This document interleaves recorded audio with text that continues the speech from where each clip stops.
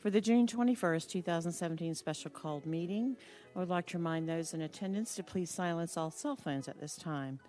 Additionally, those attending the meeting who would like to provide public comment during the call for public comment, you are required to complete a public comment card prior to speaking on the item. Those called to speak will be taken in the order that the speaker cards are received by the city clerk staff prior to the beginning of tonight's meeting.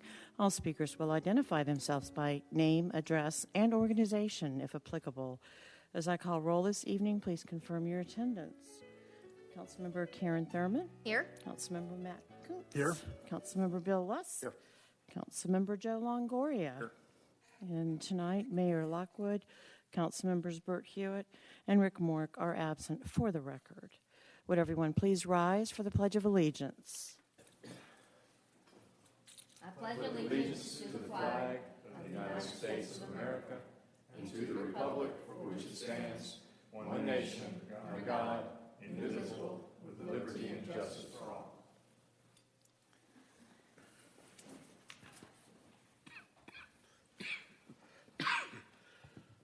I want to thank everyone for coming tonight, especially the staff and the city council. Obviously, this is a little unusual, but there are times that things are brought to our attention that may be possible problems or loopholes that need to be fixed, and this is the easiest way for us to do them, is to do a emergency moratorium, and that gives staff a little bit longer to look into the issue and see what changes need to be made, if any, and then we can take action on them or actually extend the moratorium itself along with the proper posting in the newspaper and everything. So thank everybody. Will the city clerk please sound the next item? Our next item is approval of the meeting agenda. Agenda item number 17160. Is there a motion and second? So moved. Second. All those in favor? Please. Aye. There's no opposition.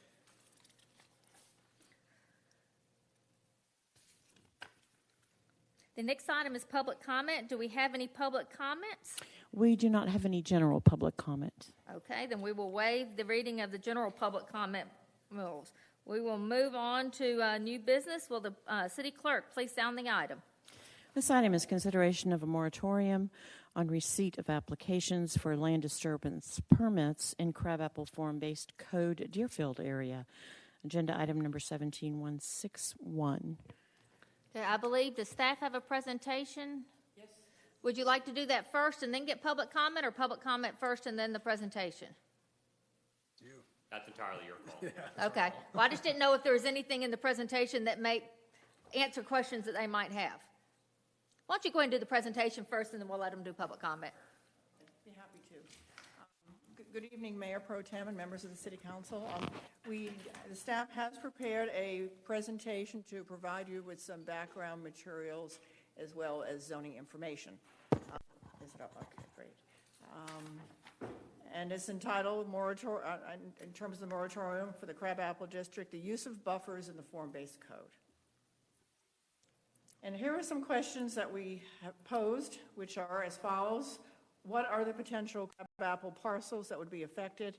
And these parcels, essentially, that we're going to be addressing are those that are along the external boundaries of the Crabapple Form-Based Code District, is what we'll be talking about this evening. And then what is the history of development in Crabapple? How does Form-Based Code differ from a zoning overlay? How does Milton develop within the Crabapple District? And finally, how do other municipalities utilize form-based code and buffers? I wanted to start off with the parcel that I think generated the discussion this evening, and this is a parcel that is before the Board of Zoning Appeals. But just to give you some background on this, this is on Broadwell Road. It's the last parcel in the city of Milton on the east side. And you can see that it is within our form-based code. The front of it is has a T4 zoning designation, and the rear has a T2. And the blue line separates the two T designations from each other. And it's essentially divides it in half almost. And the back part, the T2, really is comparable to an AG1 zoning. And there is also a stream that runs through it, so it is a very difficult area in which to develop anything beyond the T2 designation that it has. Immediately to the south, you'll see the homes that are in Alpharetta. We did find out, we went back to the original zoning on that subdivision, and what is reflected on this aerial is that there was required at the time that this was rezoned for a 25-foot buffer. And it's pretty well intact, except that there is an area here that we think has been cleared out from looking at the aerials here.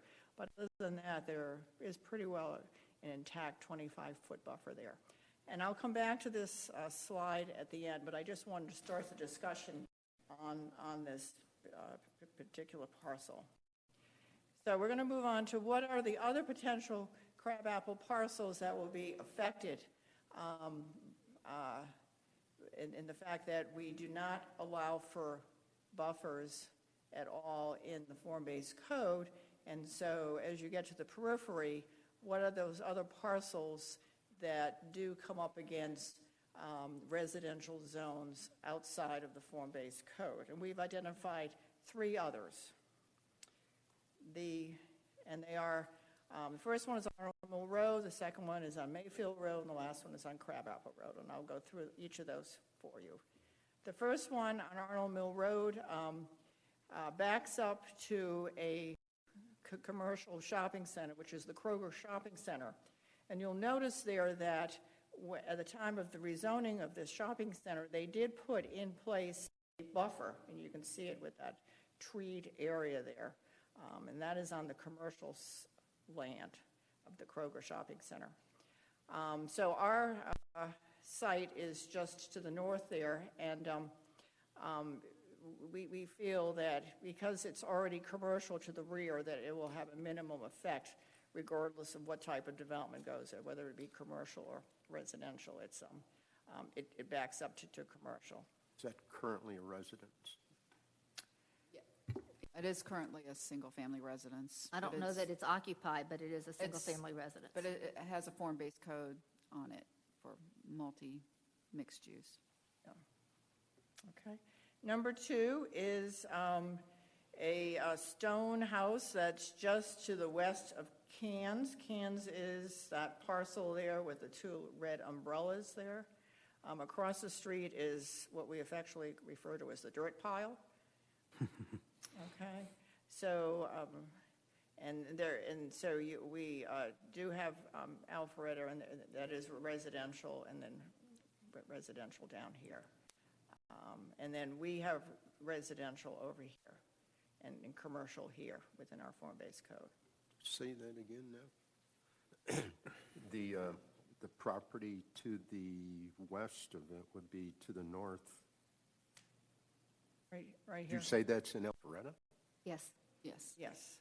Yeah, we're on the edge of the boundary line of the form-based code, and we've identified just a few undeveloped parcels that are on the periphery edge, and this is one of them. So this does abut up against Alpharetta. And the assumption is that this one could be a commercial dwelling under the form-based code. That is correct. Right. That is correct. All of these parcels allow commercial. Now, the first one already has commercial behind it. Right.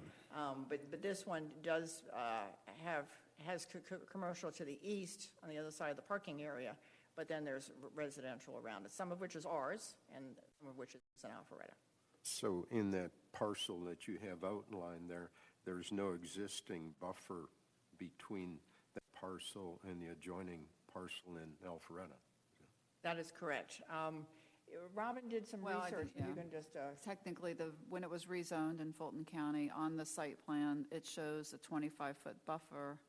But as you can see, that stone house has never been utilized since the zoning in 2004. So they didn't create a buffer. It's just on the site plan. But when it was built, When it was the built. buffer was not acknowledged, as best as we could tell. well, that was an existing historic structure, so it was already there. Is that residential property south of it, is that from here, is it a townhome or is it a single family? It's a detached. It's a detached? Okay. Yeah. Okay, and then the last one is the stone house, which is right next to the library, just east of the library. The library is shown here. And so this has a single-family home on it. Just immediately to the east is the end of a cul-de-sac of a residential development, and there are a couple of residential homes as well bordering the east perimeter. So And that's Alpharetta also, isn't it? that's correct. It's Alfred also. And It'd be interesting to know the side set on that house on the north side of the cul-de-sac. Doesn't look like any buffer on that. right here, yeah. And this one is 0.52 acres, and the other one was also small. The other one was 0.42 acres. So we're dealing with rather small parcels here. And I should just go back, and the commercial, one that abuts the commercial area is a little over 1 acre, just so you have the sizes, okay? Okay, I'd like to now talk about the history of the development in Crabapple, a little background. In 2006, before our incorporation, Fulton County adopted the Crabapple Crossroads Overlay District, which did require a 25-foot buffer, and I think we need to say a 25-foot improvement setback. Is that correct, Robin? It's just that they called it a building setback for the perimeter of the district, or of the But it was crossroads. 25, not 10. Correct. So it should be two 25s, okay? A 25-foot buffer and then an additional 25-foot setback. From 2006 to 11, during the economic downturn, there was no new commercial or non-residential development permitted. Therefore, the 25-foot buffer was never applied. The note is that there were projects like Crabapple Mercantile that were being built, but they had already been permitted in Fulton County. After, from 2012, or after 2011, after the 2011 Crabapple Visioning Study, which was the master plan that we did, the City of Milton adopted the Crabapple Form-Based Code that does not provide for buffers. Now, how does form-based code differ from a conventional zoning? Form-based codes foster predictable built results by using physical form rather than a separation of uses. The Crabapple Form-Based Code adopted by the city implements the city's 2011 vision and desire for a walkable village. Form-based code does not provide for separation of uses through buffers. Utilizing buffers within the Crabapple Form-Based Code creates vegetative walls and community islands, thus minimizing walkability and negating the village vision. The intent of the vision that was created in 2011, I believe, was that, and certainly was vetted through the community and approved, was to create a historic walkable village with mixed uses. And that essentially is what the form-based code attempted to do. But the T4 zoning also states that it should be predominantly residential, correct? It just says it's a preferred use, but if one looks at the allowed uses under T4 in the code, it allows for a whole mix of uses, not just residential. And I guess that's where I'm having problems with this, is because under the form-based code, you look first at what the building looks like.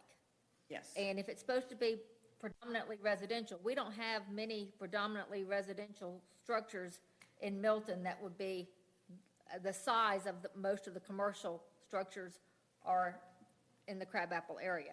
So I believe we've got a conflict there between what was really intended, which was for the buildings to look more like residential structures in size and shape and everything else when they're adjacent to single family, and what the uses allow.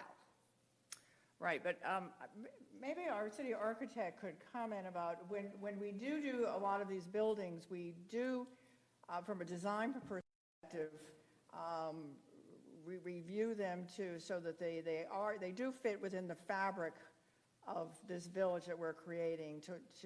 Even though they may be mixed use, they do have the scale and the look of residential. Which is absolutely correct. So if you look at like Brayburn Village, when we developed all those buildings in there, they're commercial uses, but they really simulate the look and feel of a residential development.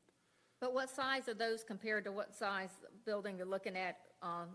They would be comparable. These the lots we're looking at are not very large lots. They wouldn't really sustain large-scale developments like you would see on Crabapple Road. Those are much larger and more intense uses. Those are in T5, so you get much more density out of them.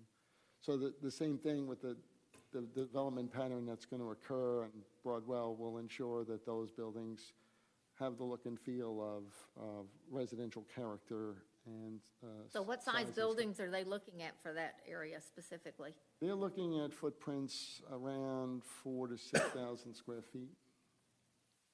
Okay. You know, and then you'd have three residential units above. The one that faces Broadwell would be Well, 7,500 Yeah, the square one in the foot front is the footprint. 7,500 foot. And they have footprint. It's a retail footprint of office. 7,500. We don't have many houses with a 7,500 footprint in the city of Milton. So that's where I'm having a trouble is if we're saying it's supposed to look predominantly like the residential, it needs to look predominantly like a residential would for that area, and that's not a 7,500 footprint. Well, I would also say that you could have three 2,500-foot townhomes, and it would have that same footprint. And that's a residential use. So, We will ensure that those buildings have a low-scale visual impact yeah. by the time they're done. They will not look like large-scale buildings. Will they, So like if you look at the building on the other side of the plaza, it's a small-scale residential look. If you look at Vintage Pizza, it has a small-scale look, and it's more of a commercial style than a residential style. But they still have those small-scale look. If But you they look- don't we have a just- 7,500 well, footprint. We just completed, just for the record, we just completed Building 10 in Brayburn Village, and that was a large scale. That was in the 7,000. It has the look and feel of a single-story residential home. Bob, you mentioned on a 7,500 square foot footprint to look similar to a townhome development. Would you have horizontal breaks in Absolutely. So that's the whole theory behind the form-based code, is that we have that architectural control, that we could sit down and make sure that the building facades that face the road and the form and mass and height all have that low-scale residential look to it. So there's ways to do that just by breaking down the scale architecturally. The window character, the form of the roof mass, the approach and entry to the building materials themselves. Even here at City Hall, we've tried to break down like the PW wing using board and batten. So it's a commercial use, but we've introduced a lot of residential style building materials to it, so that as you approach City Hall, it even looks like there's low-scale impact on that as well. So there's ways, I mean, that's the beauty of the form-based code. It will give us the opportunity to dictate and to control the way the buildings will look. right? And you've done that in other developments, and most recently Kensley over on Webb Road. That's correct. And Kensley, we did the same thing. We have a low-impact development. It's being well-received, and sales are very strong in there. And they're all abutting the roadway, but they all have the same low-scale residential impact. Oh, no, that's all right. I just wanted to make sure we keep continuity with the presentation. I think you still have more stuff, right, Kathy? Yes, I do. Okay. Yes, I do. I have finished this page, have I not? I've sort of lost. I think so. I think so. Okay, very good, thank you. Okay, so the next slide is, how does Milton develop within the Crabapple District? And I've got 3 examples here of development that I'd like to review with you. The first is Crabapple Station, which was a mixed use that shows cans on the right, and 850 Pizzeria, and then on the left we have townhomes. So, and you can see that there's no buffer between these 2 different uses. The next slide shows Indigo, which is down here at the bottom left of the slide, and again across the street you see the townhomes, and again no buffer separating the uses. And there's another, this is the vintage pizzeria, the rear of it, and you can see again, there's no separation of uses between residential and commercial. And then lastly, of course, is our building, as it fits against Crabapple Crossing. And we have a couple of slides showing that. And you can see that we do have some landscape strips, but we do not have a formalized large buffer between the uses, the institutional and the residential use. And then we went to other examples in other municipalities of mixed-use developments and the use of buffers or not. And we looked at Alpharetta, the Liberty Park Village, which is right down the street on Old Milton Parkway from Avalon, and then we also looked at Avalon.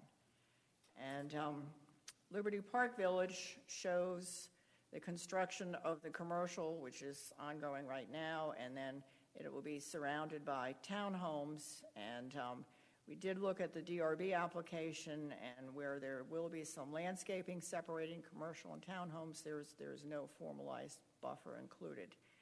And the bottom right slide shows this development to the rear, and across the street there you'll see the little mailbox that shows some small cottage type residential development that would be directly across from this development. And then, of course, we have Avalon, and we've all been there, and we all know what that looks like, but there's no buffer separating the residential uses from the commercial uses, and this is just one example, but I think we're all very familiar with this development in terms of how that's been developed out. And now we're back to the original slide on Broadwell Road, and I just wanted to let you know that this parcel is part of an application that is before the Board of Zoning Appeals. We are working with the developer of this parcel, and we are trying to work with him in an extent so as to allow for a 30-foot buffer and then an additional 10-foot improvement strip, which is a total of 40 feet. Neither the improvement nor the buffer would be, they would be both built out. You really have to treat the improvement strip like the buffer. So it really is a 40 foot, 30 and 10. And we think that vegetating that buffer significantly and putting 40 feet on that side along with the 25 feet of the original buffer on the residential site would create a 65-foot buffer that we think would be very adequate.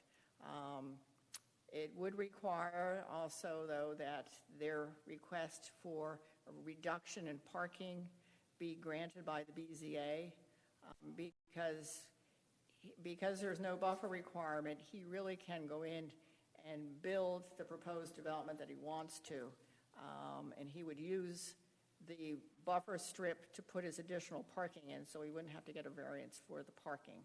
We think the better way to go, and we're trying to be good neighbors to those neighbors in Alpharetta, is to see if we can't get the developer to put in that 40-foot total buffer area, and then to reduce the required parking, which we think it's overparked based on our requirements, and it would really allow them to be the neighbors that we think they should be to those in Alpharetta. But it really is, it's up to the developer, and we're hoping that we can work something out. So that is my presentation, and I'm happy to answer any questions. Is it possible for them to put some of the parking in behind it in the T2 area, rather than getting rid of almost half of the parking? No, he's asked that, and the answer is no. Is that? Why is that we couldn't get a variance to put some of the parking back there? I just hate to get rid of half the parking for a project when we're needing parking so badly. He's getting close to the stream buffer too, so I mean, even if it's just not a permitted use in the under T2, it's just to have parking. Yeah. So. Well, we haven't heard from the people who want to speak on this as well, but I want to clarify, even with the BZA's decision, if we were to do a moratorium, would this property be affected under that moratorium? No. Yeah, so I want to make sure we know what we're dealing with there, so, anyways, that was just my question.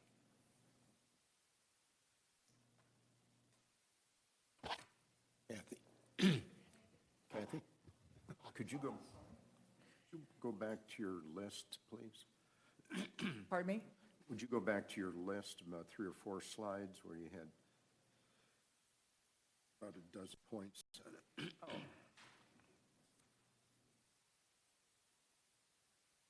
Right there?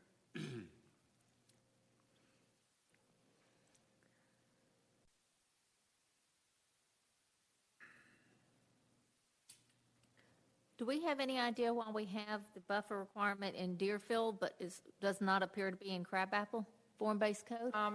And the reason for that is that Deerfield is really, even though they're both form-based codes, they're really different animals. They're apples and oranges. Deerfield is an autocentric type of developed area with a much higher density and intensity of uses. It also includes a corridor, which is the Route 9 corridor. And basically, that corridor is essentially one parcel deep.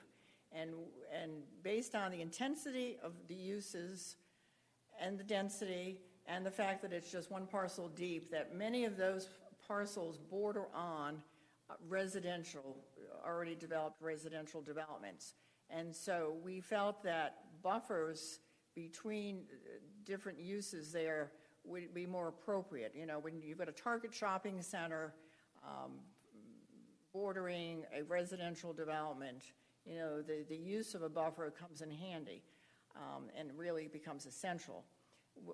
Unlike Crabapple, where Crabapple is small scale development, we're not talking about any big box development, we're talking about low scale, low intensity of uses, walkability, small parcels. So we didn't feel that a buffer was internally between the uses was a requirement. And indeed, what I try to show is in other municipalities, other cities, as you walk around Savannah or Charleston or Georgetown or Avalon or wherever, I mean, the use of a formalized buffer is not an acceptable planning process. Go ahead.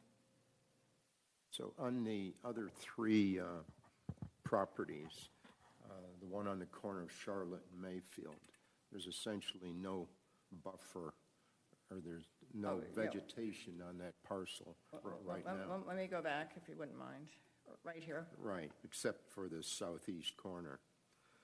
And we're going to put some type of intersection improvement there, whether it's a roundabout or something else. Yes, and that blue line, Councilmember Lusk, is meant to designate, there will probably be some type of a taking to put in the roundabout. Okay. So regardless, if whatever goes in there, planning department has the option of suggesting to any developer that's going in there to provide a planted buffer along that east property line, as you would any other type of application that would come before you. Right, we always try to get the best site plan, but because they're not a requirement, we can only suggest. But you've been quite successful in doing that. We try, Yes, try. and very, very effectively. The one over on Arnold Mill Road already has a buffer in it.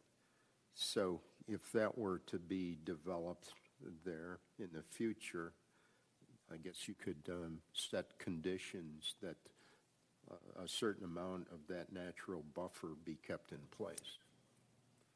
Yeah, yes, a lot of that natural buffer is in the Kroger Shopping Center. There is some on the site, you're right. Right. But because it does border a commercial use, it probably would be less necessary. But again, certainly we would look at what the use is and Right. how it was cited and certainly work with them. Right. Then the one over on Crabapple Road, That would be the northeast property line, the back property line. There's no natural buffer that exists there at this time, but there appears to be 25 or 30-foot buffer on the Alpharetta side. Yes, that's true. Okay, so whatever is developed on that Milton parcel, here again, you could request or negotiate with the developer to plant an additional buffer there. Not only that, but I'm sure with the new setbacks, and it appears that it's probably not even meeting the current setbacks for that property. So any new development would have to adhere to the new setbacks and provide probably a planted buffer there also. Correct. So are these the other three, the only three parcels in question? That is what we believe, yes, sir. Okay. Can I just clear up something? These are the only three parcels in question. If your consideration are parcels that abut up to a neighboring municipality, that is not what the moratorium is about, though. The moratorium is crabapple form-based code wide, so it's the moratorium is addressing the entire crabapple area, not just these three parcels. The reason these three parcels are called out is because these are three parcels that are similarly situated to the one that became an issue here. But I just want you to understand what it is you're looking at tonight.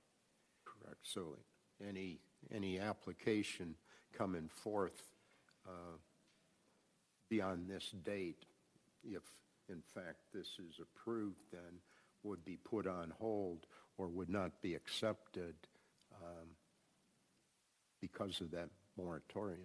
That's correct. In the entire crabapple area. Then. That's correct, which kind of goes to the bigger issue of some guidance from the council as far as what modifications they in fact want to impose here, because a moratorium is supposed to be reasonably narrowly tailored to accomplish the objectives of the government. It's intended to be sort of an emergency thing to, as Councilmember Thurman mentioned, to sort of correct issues that are identified, but we need to leave here with the understanding, or at least get there quickly, as what is in fact the vision of the council modification of the crabapple district. So are we addressing just issues as they abut up to a neighboring municipality, or are we addressing something more systemic within the entire crabapple district? And if I could get that guidance, that would at least help me to feel comfortable about the way I've drafted this thus far. My comment on that is, I think Kathy and Bob have presented ample cases here where there are no buffers between differing adjoining transect areas. Yes. Councilman Longoria? So Kathy, do you think that I'll put air quotes around omission of a buffer requirement in the form-based code, was that was by design? Yes, and because of the type of development that we were trying to create in this area based on the 2011 vision that was approved by the community. So the fact that the form-based code for crabapple differs from the Arnold form-based code in the Highway 9 or the Deerfield overlay or the Deerfield form-based code, that again was by design. So these are different because they're different areas and they had different needs. Absolutely. Okay. Yep. And I would say that, I guess maybe in your view they were. In my view, it was never intended to have a high-density commercial use development directly next to a single-family residential development without some kind of transition or some kind of buffer. And that's why we originally had the buffer in there, and that was my intent always was. That's why I thought it was so important that it said in the T4 it's supposed to be primarily residential. This is not a primarily residential development that they're looking at. And so to me, the development unless it's primarily residential, it shouldn't qualify for the T4 code. I think Bob needs to address that piece of this. If I don't mean to cut you off, Council, this is your meeting, but I think that Bob can better address what that primarily residential means in the overall context of what T4 is. Go ahead. Okay, so the way the code outlines it, it tries to give a general intent overall. So the way they've outlined it is they've said the T4 overall in Crabapple would most likely be developed primarily residentially. And actually, if we look at the T4s in the overall context, they are being built out primarily residential. But the code doesn't preclude you from doing, in fact, it tries to encourage you to do a little mixed use and some commercial as well. So it's not on a parcel by parcel basis. Not a parcel, Right. So we're trying to look at it that way. And if you look at the way it was developed, and some of it was under the old system, a lot like Crabapple Crossing and things like that, if you looked at the townhouses and the single-family homes are abutting right up against parking lots in commercial districts, and that's the overall intent of the form-based code in this walkable community. People want to be able to walk right from those townhouses to the commercial areas. And putting the buffers in would definitely give you a disconnect on that walkability. So if you look at how it's been developed through the different transects, we are staying consistent with the way it was initially developed under Fulton County as well.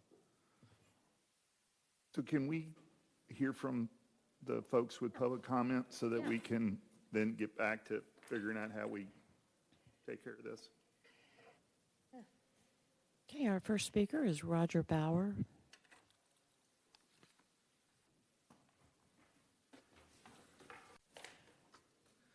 Good evening. My name is Roger Bauer. I live at 2020 Knightsbridge Way, and first I want to sincerely thank you all for taking the time out of your schedules to come for a special call meeting.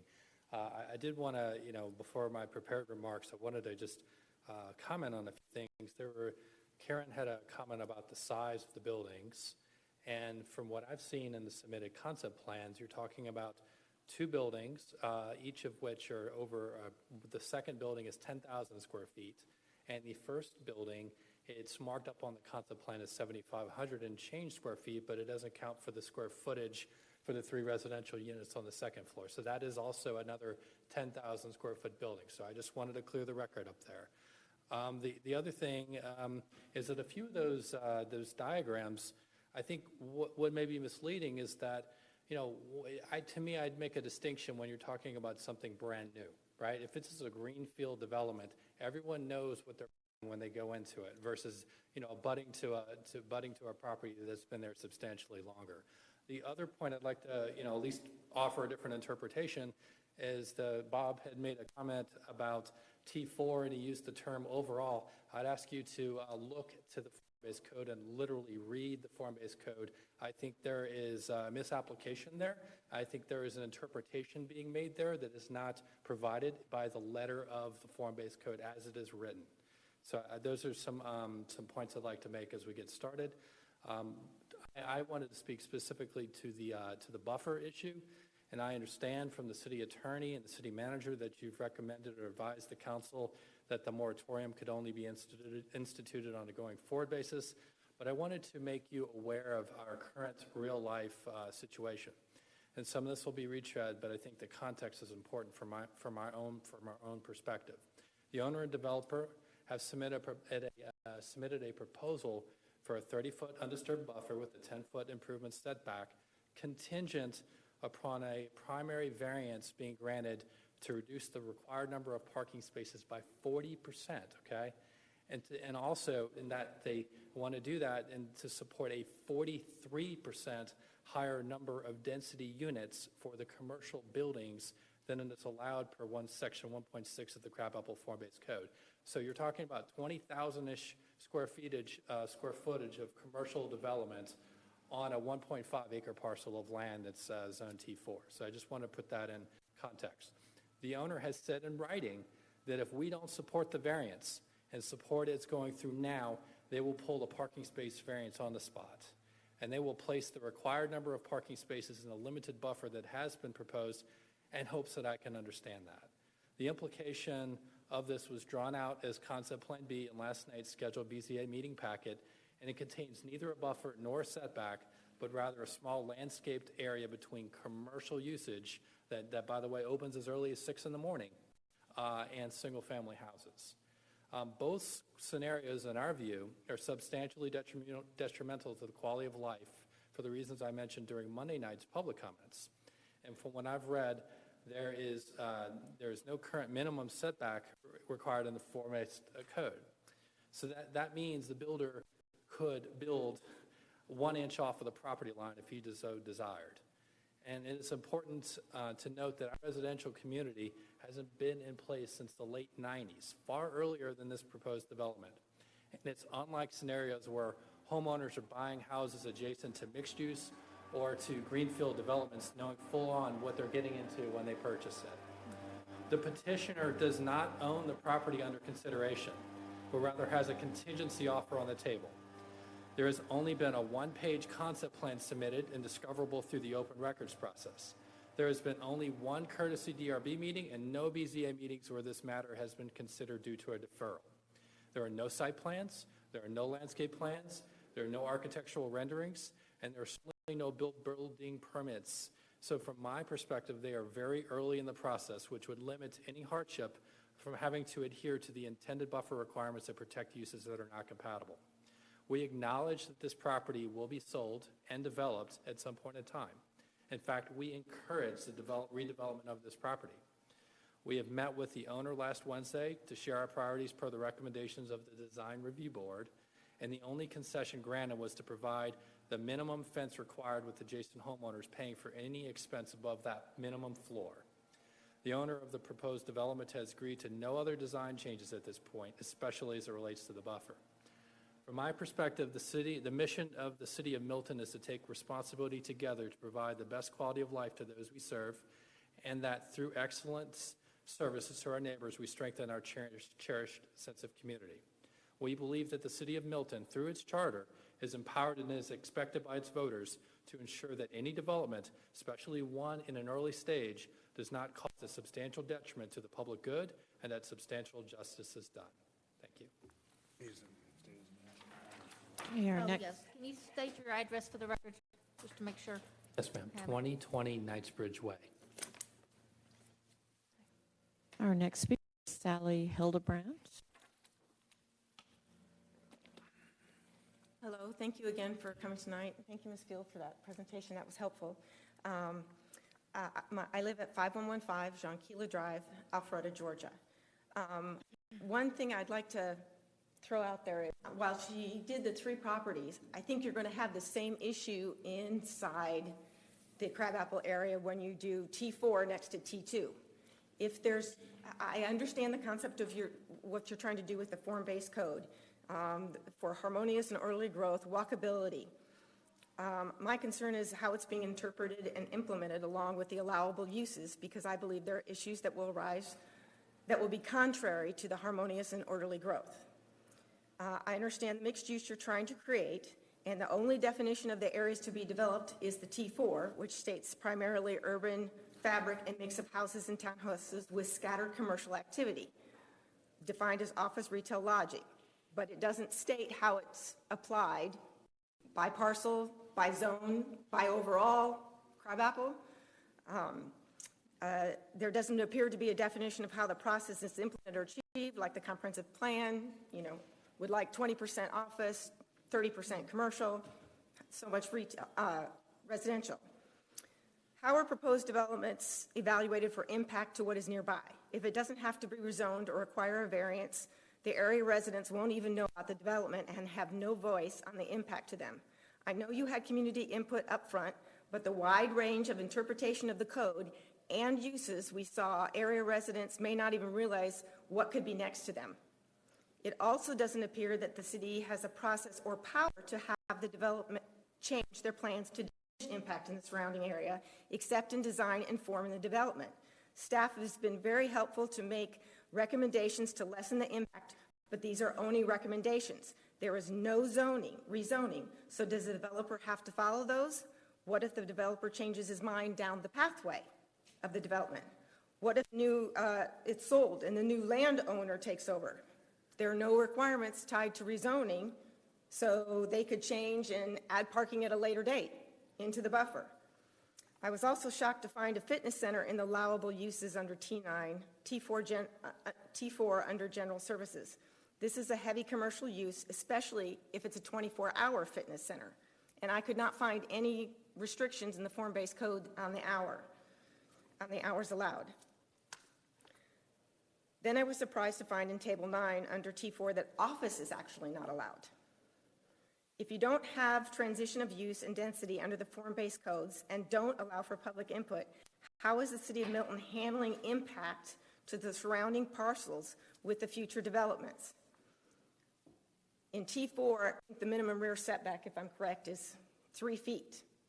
So I understand most of those shots where it's next to commercial, there are townhomes. Those are much higher density residentials than 15,000 square foot lots. That's the transition. So I would just like you to look at all these issues when you're trying to address this. Thank you very much. Thank you. And our final speaker is Tamar Faulhaber.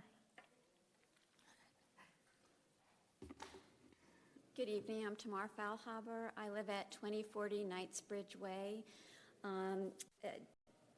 which is adjacent to the border of the City of Milton and Westminster subdivision. I've lived there for 21 years with my husband, and we've been married for 24 years. Both my children were born in our house. My 19-year-old son is at SCAD, and my daughter is 14 and will be attending Milton as a freshman. We were here when Fulton County commissioned the Crabapple Crossroads Master Plan, and we participated in the public meetings, and I was excited about the mixed-use controlled development in our area. We take advantage of walking to Old Blind Dog and everything else that this neighborhood is providing, and I'm excited about it. One of the recommendations of the original Crabapple Master Plan was to incorporate a graduated mixed use from single residential areas to the city center in a sort of a target pattern, and it was our understanding that there would be some sort of transition. The overlay showed that next to our single residence neighborhood, there would be one layer of single housing with higher density, and then the next layer would be even higher density, and then it would get mixed use. And then when Milton adopted the form-based codes, it looked very much similar to what the original overlay was, but when you went down into the details of what was allowed, it changed. I want to speak to the area, the primary use, that is primarily residential. The T4 is defined as mixed use, but primary residential urban fabric. It may have a wide range of building types, single, side yard, and row houses. Setbacks and landscaping are variables, so it provides for setbacks. Streets and curbs and sidewalks define medium-sized blocks. The general character is a mix of houses and townhouses with scattered commercial activity, a balance between landscape and buildings. When I went through to research form-based code and how it's being implemented across the country, it was clear that the intention of the mixed use was to mix the use, so we would have it scattered. If you are applying this definition to the overall area of T4 in Milton, what you can end up doing is having all residential over here and all commercial over here, which defeats its purpose of mixed use. There is nowhere in the form-based codes that you look at it overall. And I'm recommending that you do the moratorium to look at that and to create guidance for the staff to say, no, you have to look at the individual parcels. Each community, when they adopt the form-based codes, implement their code differently. I'm suggesting that that you can provide for the similar transition of uses without using those words within the form-based code by following the definition of primary residential. Because in T4, if you use primary residential, that parcel next to our subdivision would mostly residential and a little bit commercial. It wouldn't be all, retail and commercial with a little bit of residential. And by that, and then the next transition would be T4 open, which allows for more use. When the staff is looking at the uses for T4, it's correct. That is what kind of uses it provides. For the little scattered part that's supposed to be commercial. So if you take whatever percentage or implement, say, 10% of it can be used as commercial, then you can look along those uses to see what of those uses can be used. But it should stay within the definition of primary residential. I'm concerned that if you don't apply that T4 definition the way that I'm suggesting or look to that it's going to affect the value of my property, which is adjacent to it, because it doesn't provide for a buffer. It doesn't provide for the transition the way it's being implemented. And by that, you're taking away the value of my property without due process. I have to confess I'm an attorney, but I do family law, and I don't practice in this area, but I know how to research the law. And I also researched that the Constitution also guarantees us the right of equal protection so that all people are treated alike under like circumstances. When you have the intention of, you can under the law and the constitutional application of zoning laws apply different rules to differently situated people, but the law looks to see whether the classification is reasonable given the purpose of the legislation. When you look at the intent of the Crabapple form codes, the intent of the Arnold Mill form-based codes, and the intent of the Deerfield codes, they're almost identical. I'm sorry, but I don't buy that it's misuse. And the last thing I wanted to say was that when the argument is being made that there's no transition between uses, it's a straw man's argument. The issue isn't whether you need the transition and the buffer between the uses within the Crabapple district. We're looking at specific descriptions that are in definition in the other form-based codes that have been adopted or that are being proposed. Specifically, you should look at the landscape buffers under 2.3.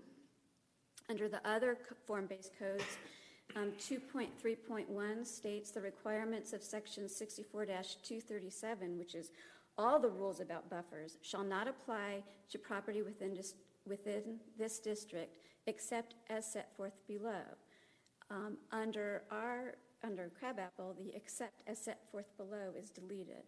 Under 2.3.2, it says adjacent to a special district or a T2 zone, which is what Sally referred to, or a single-family residential use not located within this district, the following shall apply. So that qualification language, a T2 zone or a single-family residential use not located within the district, has been deleted from the Crabapple, but it's applying it in the other ones. And so we're not talking about creating buffers in between the mixed uses within the district. We're only really talking about it when we're abutting to a single-family residence outside of a district.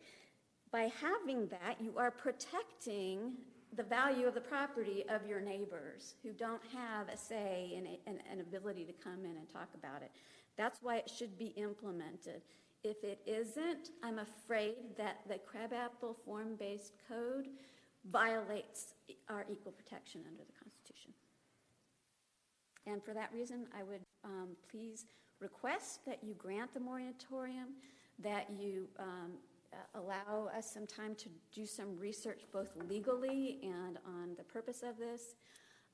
I also found some case law that suggested that setbacks and buffers are not the same as uses in terms of having retroactive application. So that means if we're talking about creating a requirement for a buffer in this area that we're talking about that's being rezoned, it's not the same thing saying to them what they can use the property for, and that there's different constitutional requirements. Thank you. Thank you. We have any additional speakers? That's all.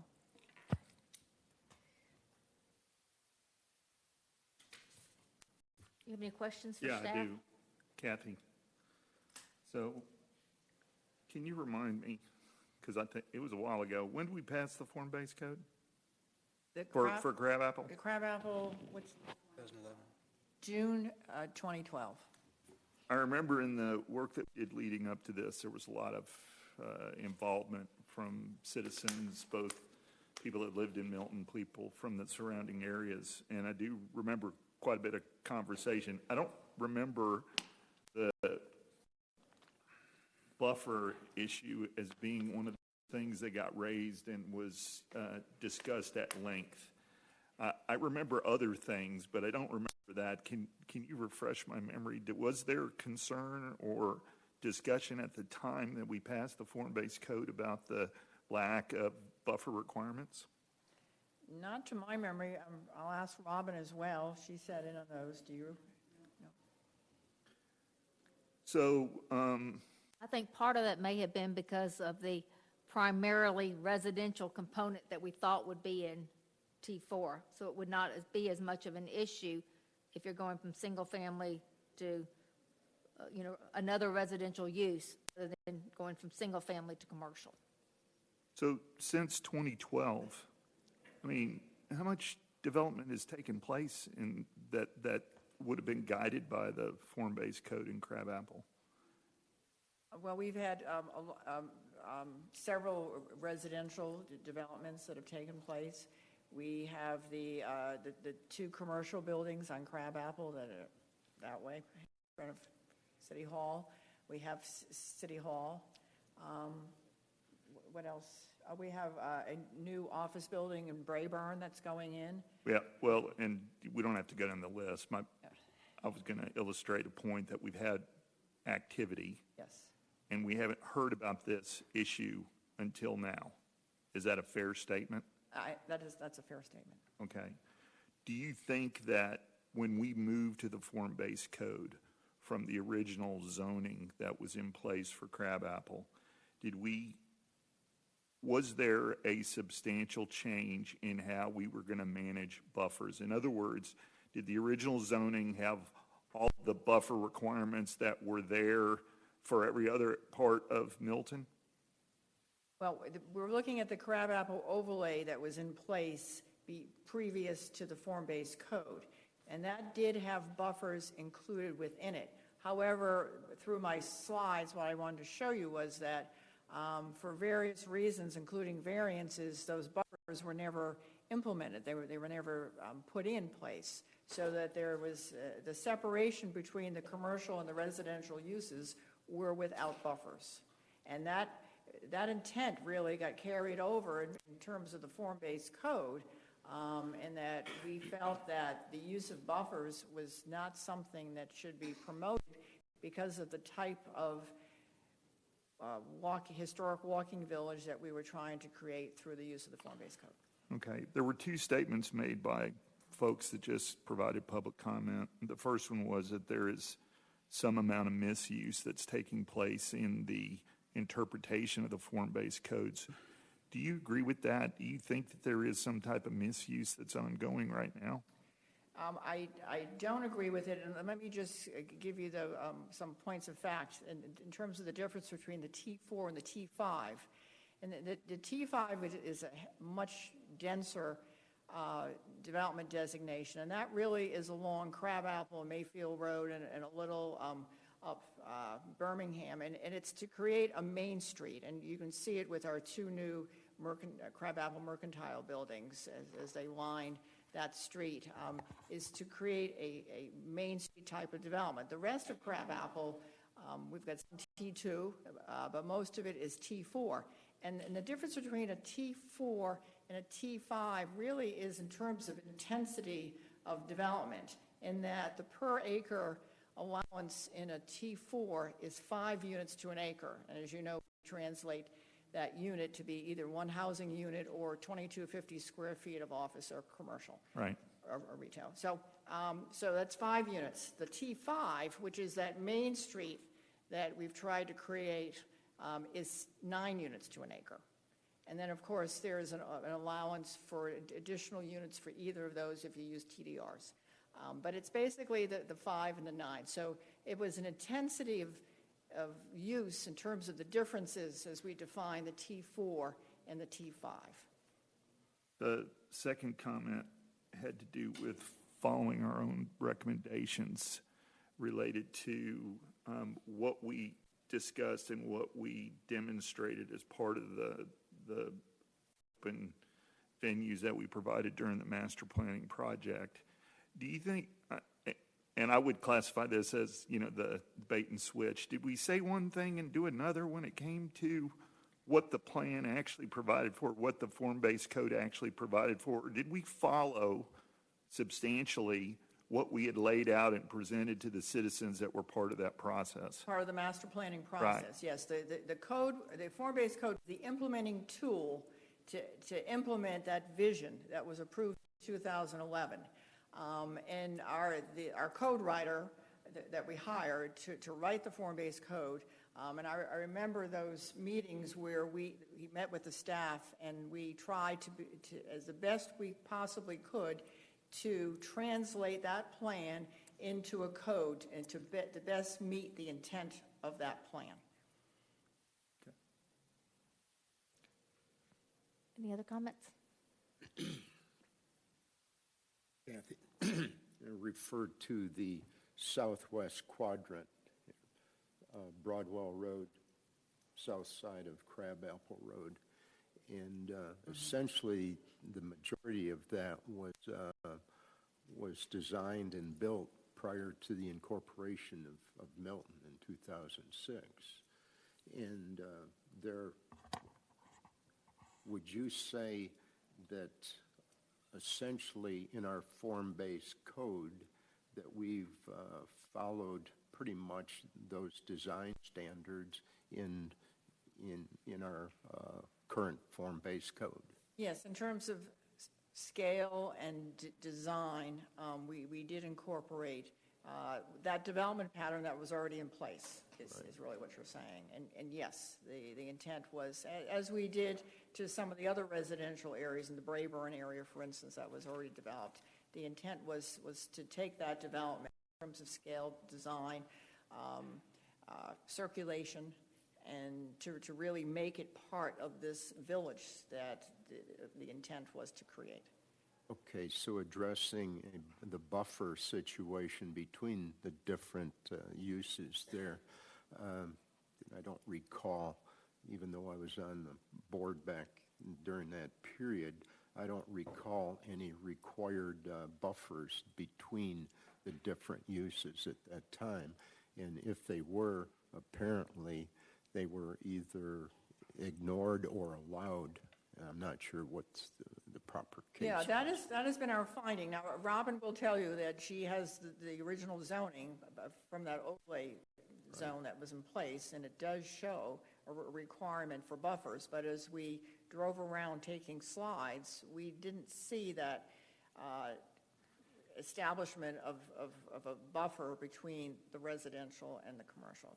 Okay, I guess between you and Bob then, what's your professional opinion as far as how it's all worked out since that development came into being and where we are now under the Crabapple form-based code as far as separation of different uses and all? Is that working out according to your design or intent? I would say it is working out. We're working very hard as staff to maintain that overall visionary study.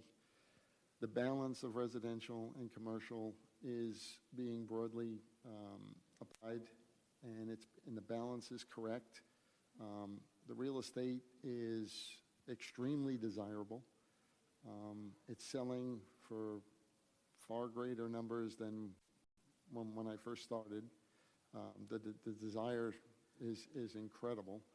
The costs have actually increased by 50-60% over the last 2 years. I mean, the values are just going through the roof as far as valuations are concerned. They're selling faster than, they don't even get on the market. They're just flipping them faster than they can put them out there. The balance of what we've created is extremely desirable. We've got enough rooftops, and we're starting to see the commercial come to fruition and get incorporated into the crossroads. And I think that's a healthy balance that we need in order to fulfill the vision of the form-based code. Okay, I guess to address the point that I'm getting at then, maybe I need some reaffirmation from our city attorney. This moratorium appears to be addressing the internal area of the Crabapple District and not the periphery of that.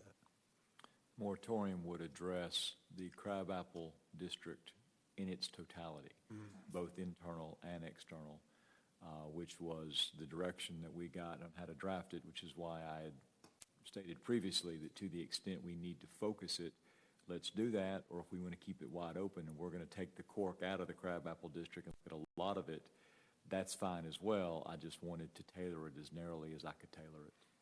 Okay. So. To that point, then, I have a hard time agreeing that we need to do this in totality. I think the issues that have been brought up here are on the perimeter of Crabapple, the 4 different parcels that we've seen. I think we've gotten substantiation here from staff, the professionals on staff, that what we have out there in place is working. It's desirable, and it appears nicely, I guess, from a design standpoint. So I wouldn't agree with doing something in totality like this. I think we're holding up. What's next, and then? Actually, I'll defer. Go ahead, Joe. Oh, I was only going to ask, does the moratorium's for 30 days? Yes, and then we would have to advertise a more specific, narrowly focused moratorium after that and approve it. The moratorium as drafted in front of you would prohibit certain applications from being tendered until July 25th. To Councilmember Thurman's point, that is correct. What our typical model is during that 30 some odd day, a little longer than 30, we would then run legal ads to have a full bore zoning procedures law compliant public hearing, and then presumably we would extend it for much greater than 30 days. We might extend it for 90 or 120 days while staff is otherwise doing the process of bringing forth clarifications. 30 days is not enough time to get. But it would be a much more narrowly focused, probably moratorium if once we extended it on a permanent basis. This is just to get us to that point so we can decide exactly what it is we need moratorium-wise, how long it's going to take, and then we can narrow it down after that to see what the moratorium needs to cover. So Ken, let's, moratorium aside, I was going to ask about what is the business interruption related to the passing the moratorium the way it is versus refining it and having it focus on the periphery instead of all of the area. So, and I don't know that it's that big of a deal, because unless somebody tells me, Joe, you don't know how many requests we get per day for building permits and such. But I think the longer term issue is concerns under what scenario does anything that either comes from a discussion and a modification of the form-based code help the specific incident that brought about this discussion? Is there a scenario where that takes place? And I'll be much more plain than that. The poor folks that are here talking about how this impacts them, is there any scenario under which they get some kind of relief from a change that we make? Because that thing is already in flight. I can tell you what it is, because the developer does not own the property. So he is looking at developing this, buying this property and developing it. And until a real estate is closed, it's not closed, and it's not a done deal. So if this falls through and this developer doesn't do it, then I want to make sure we have got everything in place we need to make sure this doesn't happen. Because I can tell you, I was co-chairman of the Crabapple Overlay Committee. It was never our intent to have a high-density commercial use adjacent to single-family residential that's not medium-density properties. I'll agree with you on that. The questions that I asked tonight, I was trying to identify something broken, and I can't figure out what's broken because it doesn't sound like anything's broken to me. It's broken because you don't have any kind of required setbacks, and evidently the word predominantly or primarily really doesn't mean anything unless you look at the totality. To me, it was supposed to be, for this T4 zone, it says primarily residential. It should be primarily residential with a little commercial to it. This T4 zone should be the same. It shouldn't be this one's all residential and this one's all commercial. Okay. Well, it sounds to me what we did was with a great deal of thought. We didn't miss something on purpose. What we got is what we thought we were going to get. I disagree. Okay. So, well, how come it's been in place since 2012 and we've never heard about this until now? Because everyone that has come before us in the past has always taken that word primarily residential and applied it to primarily residential. This developer, because of the price of the land, is now deciding it's not going to be primarily residential. It's going to be primarily commercial, and he'll put a couple of residential units on the top to. So here's the challenge that we face, okay? The code that we put in place in 2012 for whatever, however it got there, is well understood. Everybody knows about it. We've had builders that have used it to build buildings and structures and buy property and do those kinds of things. If we change it at this point, now we're taking something away from somebody's expectations. They have made decisions based on the code being a certain way, and now the code is going to change. Well, Okay. I disagree because even staff told this developer initially that they had to have a buffer. And then they went back and said, no, you don't have to have a buffer. So I don't think it's been that clear, or else staff wouldn't originally have said, yes, you have to have a buffer. Well, the thing I want to protect against is prolonging any kind of non-decision. I have no problem supporting a moratorium for 30 days. I have no problem discussing this to the nth degree. What I do have a problem with is going down a road where we know the destination is over here and not in the direction that we're pointing. Because I think that is just being disingenuous to the folks that are concerned. I agree. So the purpose of a moratorium, let me just repeat, is to prevent any further damage to the intent or the public policy objectives of the government once you have identified where there is a problem.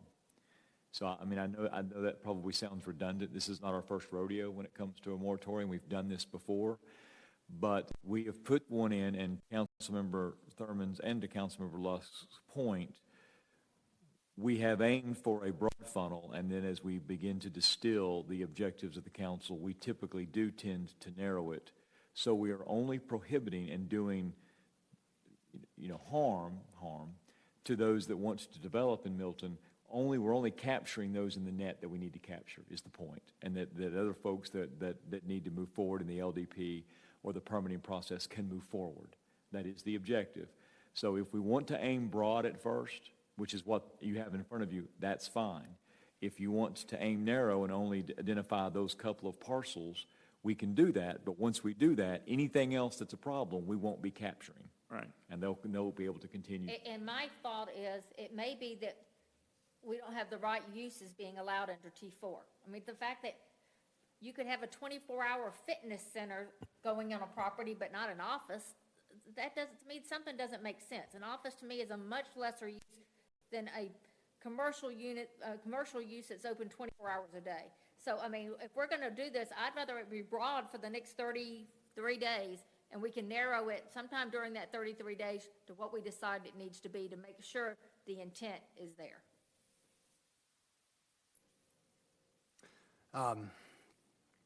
I have a problem with us deciding intent on form-based code. And the reason why we had this discussion in 2012, form-based code is to go with what Bob Buscemi said, is look at the form of the building and allow for the intent under what we were talking about, whether it be commercial or residential. But the form of the building itself is what we really wanted to make sure we understood. And Bob, I think under your interpretation, you're saying it's working with what we've been doing? It is. We have a lot of interest. I know Councilmember Longoria asked how many parcels do we have currently in the hopper. And there are a lot of pieces that are under contract with a discovery period that would definitely be affected within the 30-day period. And these are parcels that would have I think, a major impact on the development of the balance of the development in Grand Apple. And so I remember sitting with George Ragsdale talking about this specifically, and the thing was, with the TDRs and how we were going to do that, we wanted to make sure that we let the markets decide what it is we wanted to have, based on the intent of which we did. We have a fitness facility at the Birmingham Crossroads in an office complex, and you don't even know it's there. I mean, I've seen that. I go there to the Publix every day, and that's there. It doesn't cause a problem as far as that goes, but I think the important thing is that we... But it's not 5 feet from a single-family residence. You're right, it's not. You're right, it's not. So if there is a situation that we need to look at, I think that we need to look into that aspect of this. But I'm hesitant about having a moratorium to shut the whole thing down, from the perspective when I haven't heard any negativity from Milton residents on this particular aspect. In fact, I hear a lot of great things from Crabapple about how much they enjoy that.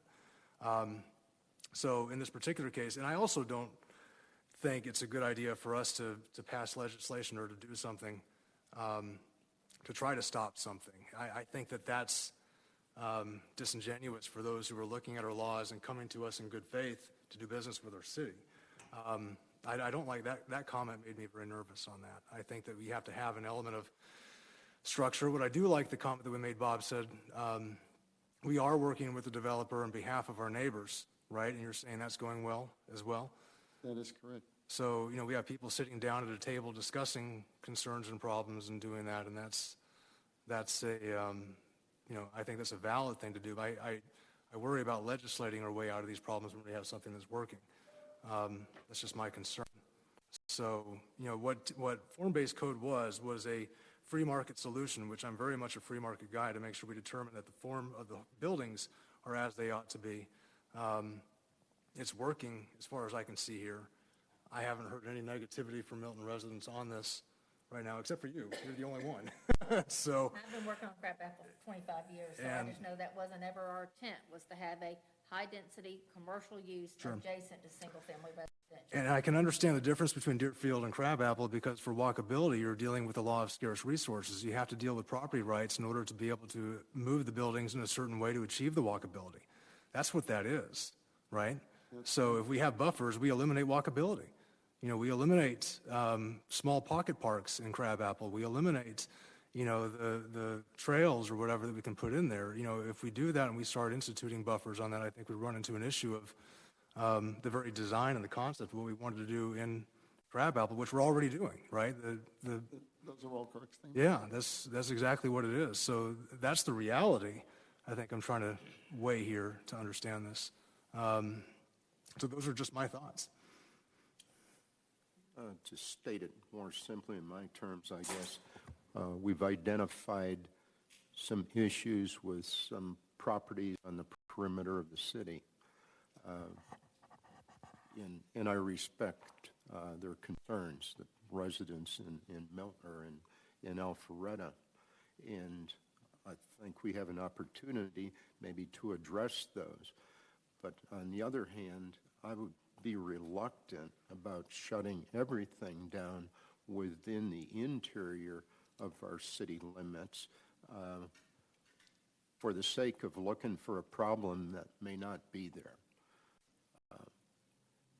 We've heard testimony from staff that the design concepts that we've been employing within the interior of Crabapple have been working. They're attractive. they're sellable, and I'm sure their tax assessments have gone up here recently too. I do have a question for legal. So there's only 4 of us here. How does a motion work in this particular case? Is a motion passed with 3, or does you need all 4? How does that work? Right. So I love even numbers of council members. We never have any concerns with. So we've done this deal before. This is a moratorium, so it's not quite as vested with due process considerations as a full board zoning, but nonetheless, we know that a tie is a defeat. So for passage, there would need to be 3. Do I hear a motion?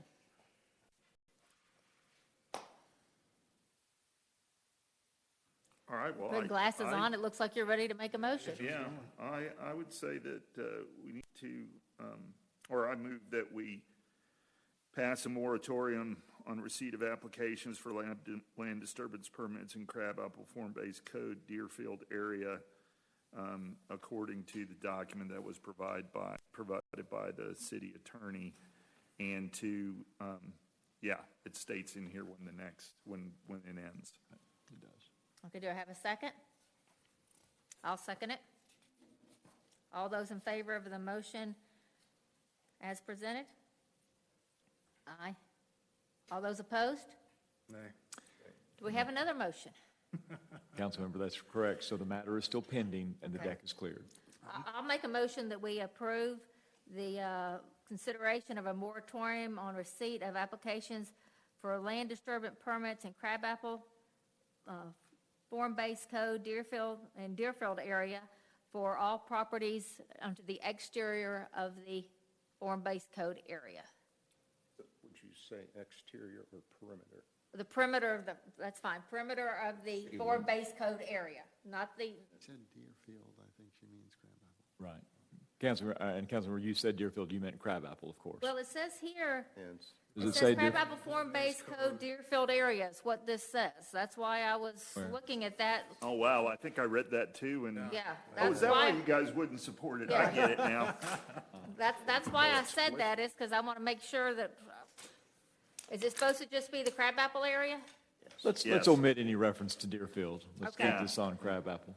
Sorry, I will change my motion to the perimeter of the Crabapple Form-Based Code area for a moratorium. So Karen, when you say perimeter, so any parcel that touches the border of the Crabapple Form-based Form-Based code. Code area is what you're talking about? So even if it touches the border for Alpharetta, if it touches the border for other Milton, whatever is on the border of the areas. Can we do that? I'm looking to make sure, do we understand the clarification Yeah. of the road? It would be those 4 parcels.